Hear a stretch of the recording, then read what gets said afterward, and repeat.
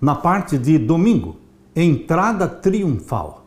A entrada triunfal de Jesus em Jerusalém provocou muita revolta nos líderes religiosos.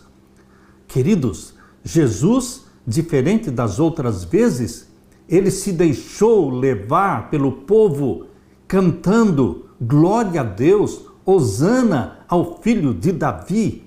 E ele montou num jumentinho. Queridos, aqui lemos em Marcos capítulo 11, abra sua Bíblia e vamos ler o capítulo 11 e os versos 1 até o verso 11. Marcos 11, verso 1 em diante.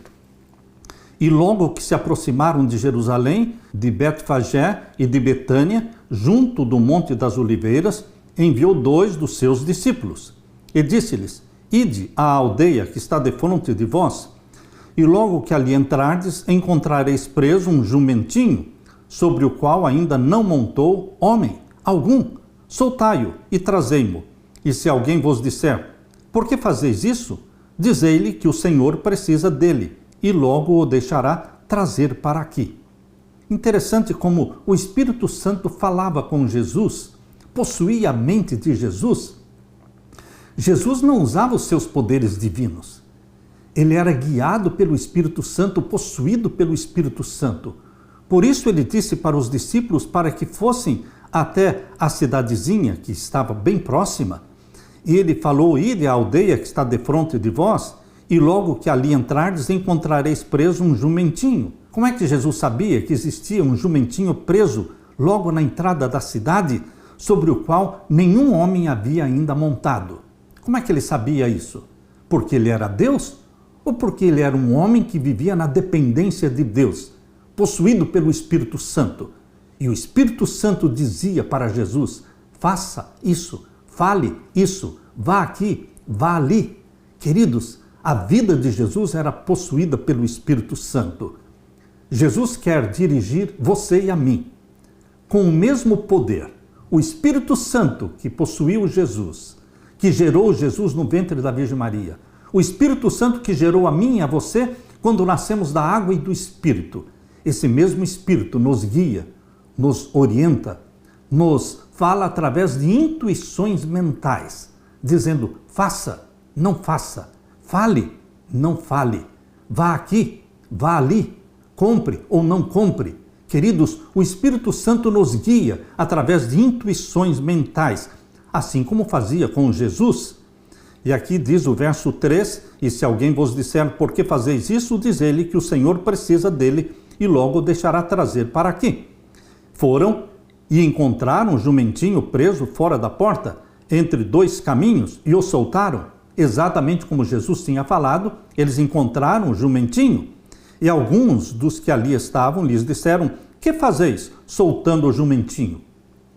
As pessoas acharam estranho alguém vir ali, pegar o jumentinho e levá-lo. Por isso eles perguntaram: o que vocês estão fazendo? E o verso 6, eles porém disseram-lhes como Jesus lhes tinha mandado, e deixaram-nos ir. E levaram o jumentinho a Jesus, e lançaram sobre ele os seus vestidos, e assentou-se sobre ele. Interessante que Jesus Cristo, que pedia para que aqueles que eram curados, aqueles que tinham recebido os milagres, não dissessem para ninguém. Ele tentava não divulgar aquilo que ele estava fazendo. Mas agora, neste momento, aproximava-se o momento final da vida de Jesus na terra. Os últimos capítulos da vida de Jesus, ele se aproximava da cruz. Ele sabia que ele seria condenado. Ele sabia que seria morto na cruz. Ele sabia, por quê? Porque ele lia as Escrituras. Ele conhecia muito bem Isaías capítulo 53, onde diz que ele seria desprezado, seria maltratado e seria colocado no meio dos ímpios, ou seja, de 2 ladrões. Queridos, Jesus Cristo conhecia a história da sua vida, da paixão de Cristo, da sua morte na cruz, antes de tudo isso acontecer. Porque ele conhecia as profecias, ele conhecia o tempo da sua morte, porque ele entendia a profecia das 70 semanas de Daniel capítulo 9. Ele sabia que no ano em que ele foi batizado, o ano 27, Começou então a última das 70 semanas. E durante os 3 primeiros anos desta última semana, Jesus sabia que era o seu ministério, era todo o seu ministério na terra, 3 anos e meio. E então ele seria crucificado. Queridos, mesmo assim, Jesus não desistiu de você e de mim. Ele veio com a missão de morrer por você e por mim, para resgatar a família humana, para reconquistar o território possuído, usurpado, melhor falando, usurpado por Satanás. E Jesus Cristo foi vitorioso. Aleluia! Verso 8: E muitos estendiam seus vestidos pelo caminho, e outros cortavam ramos das árvores e os espalhavam pelo caminho.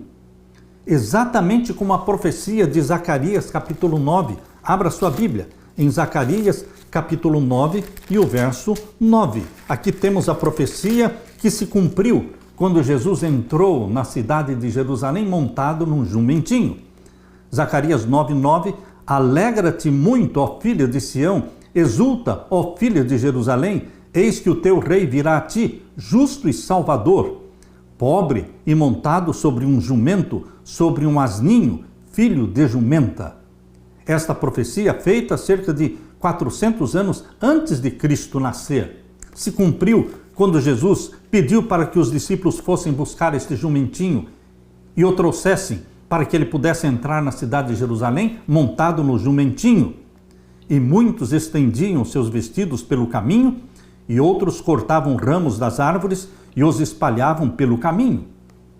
Os discípulos estavam eufóricos. A multidão gritava, e aqueles que iam adiante e os que seguiam clamavam, dizendo: Hosana, bendito o que vem em nome do Senhor. Euforia, alegria. Os apóstolos pensaram: agora sim, Jesus Cristo será entronizado. Eles sonhavam com o reino da glória do Messias. Eles não entendiam a profecia do Messias sofredor, do Messias que seria rejeitado, que seria morto. Eles não entendiam esta parte. Eles só pensavam no reino de glória do Messias, que os libertaria do jugo romano. Queridos, nós precisamos entender as profecias. Aqui diz, capítulo 11, verso 10, eles todos gritavam: bendito o reino do nosso pai Davi, que vem em nome do Senhor, hosana nas alturas. E Jesus entrou em Jerusalém, no templo, e tendo visto tudo em redor, como fosse já tarde, saiu para Betânia com os 12. Não aconteceu o que os apóstolos esperavam. Não aconteceu o que a multidão esperava, que Jesus fosse entronizado. 500 anos antes do nascimento de Cristo, o profeta Zacarias predisse a vinda do rei. Agora, essa profecia se cumpria. Aquele que por tanto tempo havia recusado honras reais estava indo a Jerusalém como o prometido herdeiro do trono de Davi. Jesus é o verdadeiro herdeiro do trono de Davi. Jerusalém está localizada numa região montanhosa a uma altitude de 740 metros. Na época de Jesus, a sua população talvez fosse cerca de 40 mil a 50 mil habitantes, mas esse número aumentava no tempo da Páscoa. A cidade cobria apenas cerca de 1 quilômetro quadrado, enquanto o monte do templo cobria cerca de 150 metros quadrados. O belo complexo do templo dominava a cidade. Jesus veio do leste e desceu o Monte das Oliveiras, talvez entrando pela Porta Dourada no monte do templo, que atualmente está fechada com tijolos. Muitos ficaram em comoção, notando a relevância da sua ação. A multidão gritava Hosana, que quer dizer louvado seja Deus. Antes Jesus havia pedido que guardassem segredo, mas agora ele entrou abertamente em Jerusalém numa ação simbólica ligada à realeza. Foi ao templo, mas sendo tarde, olhou em volta e foi para Betânia. O que poderia ter se transformado em revolta terminou com uma saída silenciosa, mas o dia seguinte seria diferente. Queridos, sentar-se em um jumentinho transmite a ideia de humildade. E o Messias, o Rei dos Reis, ele é caracterizado pela sua humildade. Por isso ele entrou montado num jumentinho. Por que essa é uma característica importante dos cristãos? Você é humilde? Ou você se orgulha da sua humildade? Muitos se orgulham da humildade. Não são humildes. Jesus Cristo quer revestir você da mansidão e da humildade dele. Por isso ele disse: vinde a mim, vós cansados e oprimidos, eu vos aliviarei. Aprendei de mim, que sou manso e humilde. Aprendamos de Jesus, que é manso e humilde, e encontraremos descanso para a nossa alma. Aleluia!